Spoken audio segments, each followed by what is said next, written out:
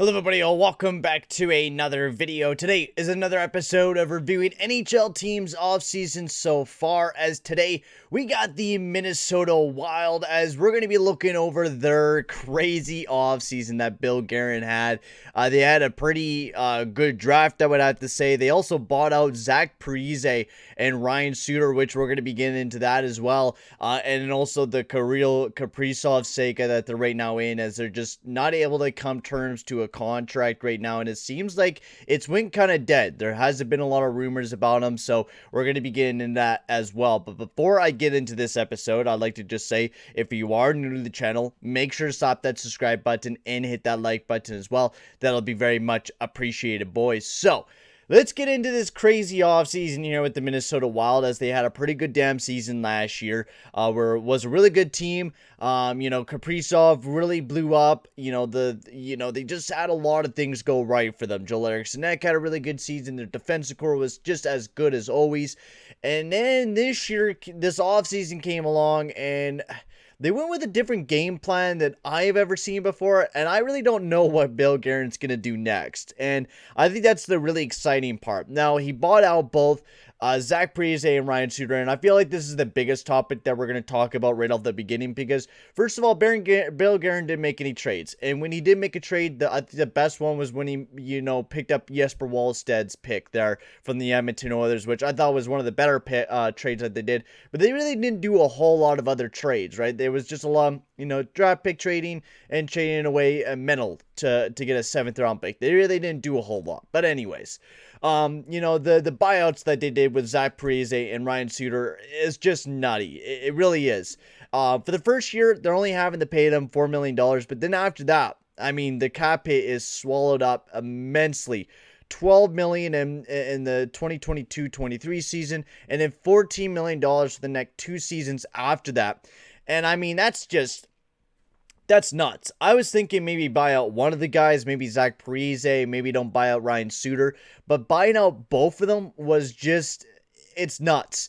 But once you get out of this, you're on the free run, right? You're only having to swallow up, $1.6 million of your cap space on both of these guys. So it's not going to be bad after the next 4 years. But, having $12 million, $14 million of dead cap just sitting there, and you having to play with a $70 million salary cap while everyone's having to play with an $80 million salary cap, it is going to be a bit difficult here for the Minnesota Wild moving forward. And I'm not too sure what the thought process really was with this one. And it could work out if they're thinking about rebuilding. If they're thinking about rebuilding, it could possibly work out. But this team just made it into the playoffs, and it's a little weird, to say the least. But Zach Parise and Ryan Suter, Zach Parise didn't have the greatest season last year. He wasn't really getting played all that often, and even when he wasn't getting relied on as much. And that was the same with Ryan Suter. Ryan Suter was still very good, but, his defensive game was falling off, and he wasn't as good as what he used to be. Right now, he's off to Dallas. But I think it's not a bad move if you're thinking about rebuilding, and especially if you're not going to be getting Kaprizov back and he's going back to the KHL. This team is not going to be anything without Kaprizov. I'm sorry to say that, but, the team is still going to be really good defensively. I'll say that. Without Kaprizov, they'll still be really, really solid defensively. But without Kaprizov, this offensive core is not much of anything. Kevin Fiala they still have, which will be great. But losing Kaprizov will it's a huge blow. It really is if you lose Kaprizov. You don't got a lot of offensive weapons after you lose Kaprizov. You got Fiala, Matt Zuccarello maybe, and Joel Erickson at Greenway wasn't too bad. But losing Kaprizov would be a huge kick in the nads for the Minnesota Wild. And we'll have to see, what type of contract he will sign. But the Minnesota Wild, I don't think they lost too many other people, but for losing Ryan Suter and Mr. What's-his-face, Parise. They also lost Benino as well, which is a pretty big miss. But I think, who did they replace him with? I guess you could replace him with Harman. Plus, you got Nico Storm coming up the pipeline as well. And they also signed Frederick Goudreau as well, which was a really nice move. But it's kind of like a mystery on what the Minnesota Wild's going to do, Even thinking in my brain right now, it's like scrambled eggs up there. I'm trying to, think about, what's really next year for the Minnesota Wild, and what are they really going to be planning for? Are they planning for a playoff run, or are they just planning to maybe pick up some players so they could trade away some players at the deadline. You know, they only signed Goligoski for a year, Dimitri Kulakov to a nice 2-year deal at a cheap term. So I'm not too sure, but let's get into everything else. You know, the buyout was a little bit weird. You know, having, you know, that amount of money and put into dead cap basically is a lot. You know, you could sign, you know, a lot of those players to some, you know, you could use that $12 million to sign some good players, and especially to sign Kaprizov. But now you're having a lot of that in dead cap on both Parise and Suter. But like, how many years did Parise and them have like after this? Like, what they going into this year was 2020. Yeah, they still had 4 years left on their contracts, and they were paying him $7.5 million. So maybe it's not a bad idea. It's just, it's a lot of salary cap still being eaten up no matter what. Do I think it's a bad move? No. Do I think it, you know, it's kind of hard to say. I'm in the middle of it's a bad or a good move. I'm in the middle of it because I think there's benefits of it, but there's also downsides of it. And the fact that it's going to hinder your team for the next 4 or 3 years after this year, it's going to hinder your team big time, paying that amount of money in dead cap. But on the bonus, you don't have to play Parise or Suter anymore, and you don't have to have these guys on the team, and you can start going towards a new direction and start using the younger players like Joel Erickson and, you know, Kaprizov and Greenway as the new faces of the Minnesota Wild. So let's take a look at what they did in the draft. Because I also quite like what they did in the draft. They picked up Jesper Wallstedt, which I said in the Edmonton Oilers video that, you know, the Edmonton Oilers could have possibly got him. And they traded, you know, the pick that could have ended up being Wallstedt for Xavier Bourgault. And the Minnesota Wild ended up choosing Jesper Wallstedt, which is an absolute terrific move by the Minnesota Wild. I know he's having some, some behavioral problems or whatever it may be during that, you know, draft interviews. But, you know, Bill Guerin seen something that he liked and he picked him. And then they also got Carson Lambos. And the rest of the draft didn't look that bad. Cal Masters looks like a pretty good defenseman. Josh Pilar doesn't look like a bad centerman. This team doesn't look that bad. You know, looking over the draft, they didn't do that half bad with this draft. Carson Lambos looks like a decent defenseman. And Jesper Wallstedt looks like a really, really good goaltender for the future of the Minnesota Wild. So once again, another great draft by Bill Guerin. 2 years in a row where he's had some really solid drafts for the Minnesota Wild, and I've quite enjoyed each and every one of them. So let's move into these signings here for the Minnesota Wild as well, as they signed Joel Erickson to an 8-year, $5.25 million deal, which I absolutely love this deal for Joel Erickson. Now, before I jump into the Jfresh analytics, I'd like to just say, make sure to go check out my boy Jfresh down the link in the description below for his Patreon. He has some great analytic cards down there, so make sure to go check him out. He's a great guy, and go check him out on Twitter as well. If you're not looking, you know, to do the paid subscription, you could go and check him out on Twitter, because a lot of the times he does post cards up on there, so I would definitely go check him out on there. So let's take a look at Joel Erickson analytics. So here's Joel Erickson analytics, and the reason why I wanted to show you guys this guy is because Joel Erickson, I loved him. I loved him last year when I was watching a little bit of Minnesota last year. He was just so good. This guy is a prowess two-way guy who could put up some nice goal scoring. I mean, this guy is a really exciting player for the Minnesota Wild. Only 24 years old, and they just locked him up on probably one of the nicest deals ever for an 8-year, $5.25 million deal. But you can see that he does really well defensively. He gets some nice expected offense going. Plus, he pots in a couple goals.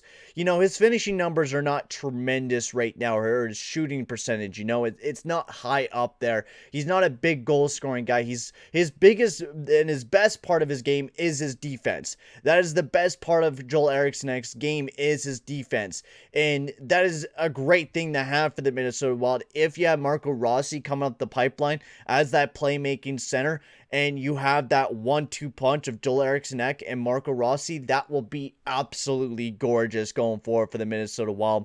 And honestly, as a hockey fan, I love the way that the Minnesota Wild are really looking. I love Marco Rossi as a player, and I love Joel Erickson as a player as well. Like, this is starting to become one of my, you know, slowly up there as like my second or third favorite teams. Just the way that they played last year with Kaprizov and Joel Erickson. They were such a young team, and they had that underdog attitude that I absolutely loved. And seeing this deal signed for Joel Erickson for long term at 8 years, $5.25 million, just absolutely blows my mind.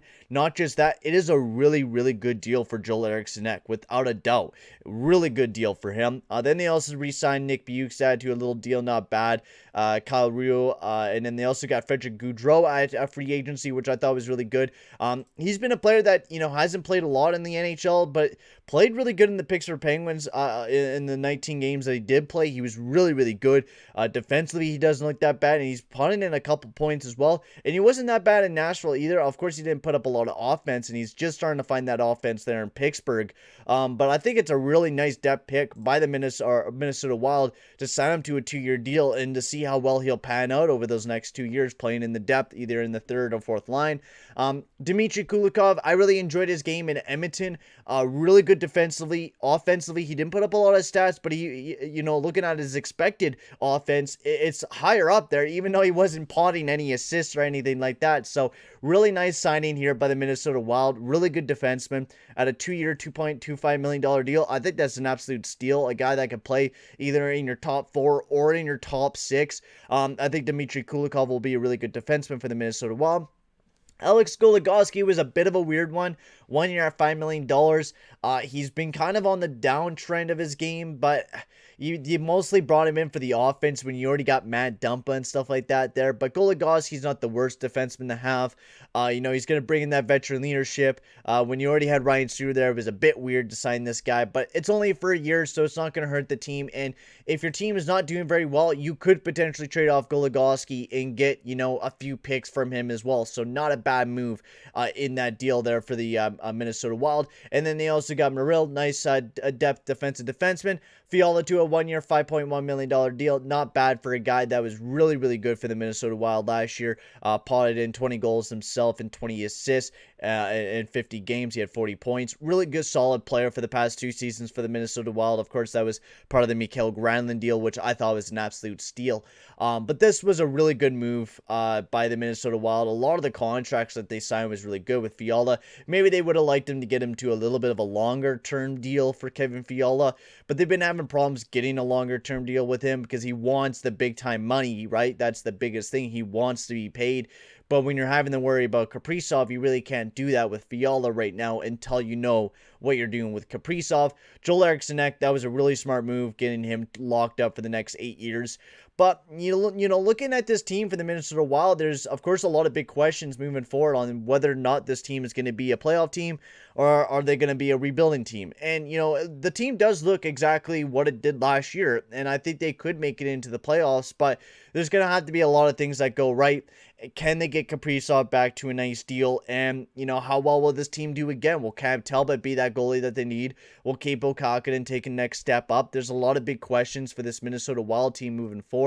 I also think they signed Foligno to a deal as well, 3.1 for the next, 3 years, I think it was? Where was it at? Because I know they signed him, in January, so that was a long time ago, to a 3-year, $3.1 million deal, which was really nice. And Hartman as well, who was a really good line mate there for Kaprizov throughout the year as well. So, honestly, this Minnesota Wild team doesn't look that bad, especially if Nico Storm jumps up and Frederick Goudreau continues to, play better over the next few years. This team could potentially be really good. And then Marco Rossi, how well will he jump up? I don't think he's going to be playing this upcoming season, of course, but I could potentially see the Minnesota Wild rebuilding going into this upcoming season, especially if they don't get Kaprizov back. If they do, I could see them push, but I could also see them rebuilding and trading away, some of these players, like maybe a Fiala. That would be a player I would be looking at to trade away, especially if the guy is demanding big bucks from you and you don't want to pay him. Maybe there's a lot of teams out there that are looking for some goal-scoring wingers, and Fiala would be a hot commodity around the league. Their defense is still something to be scared about with Brodin, Dumpa, Goligoski, and Spurgeon. Those are some really solid defensemen back there. Spurgeon's still that top 2 defenseman for the Minnesota Wild. Brodin's still that great defensive defenseman. Dumpa, they've been trying to move him and try to figure out what they're going to really do next with him. And also, I think the biggest reason why they bought out Suter and Parise was because of the expansion, I think. Who did they lose in the expansion now? Why am I forgetting that now? Who did they lose in the expansion draft to Seattle? Because I'm actually quite wondering about that, because I know I always forget to talk about who got chosen off the Kraken team, but, there wasn't a lot. Oh, yeah, Carson Soucy got picked off of Minnesota as he goes off to the Seattle Kraken, but not bad moves by the Minnesota Wild. I quite enjoyed what they did this past offseason, picking up some really nice players, making some really nice moves. The buyouts were a bit weird. Their draft was fantastic. I think I'm going to give them a B+, just because of the unknown right now. I don't know really what's next for this team. I think I'm going to give them a B+, because the Goligoski move was a bit weird. Dimitri Kulakov is good. The buyouts are going to be rough in the later on years, especially if you're going to be trying to be a playoff team. Having $14 million in your dead cap when trying to be a playoff team is going to be very, very tough moving forward. So there's going to be some tough things moving on here for the Minnesota Wild, some big questions moving forward. Tell me guys in the comment section below what you guys think the Minnesota Wild's going to do next, because honestly, I'm just I feel like I'm in fog right now in my brain with the Minnesota Wild every time I talk about this team right now, because there's such a big mystery on what they'll do next, right? They're another underdog team once again this year, and are they going to be, underappreciated going into this year and prove everyone wrong again? Who the hell knows? But for right now, guys, I'm going to end the video here. I'm giving the team a B+ for their offseason. And yeah, I'm going to end the video here. Thank you very much for watching. Make sure to like and subscribe. And I'll see you guys all in the next one. Adios, amigos.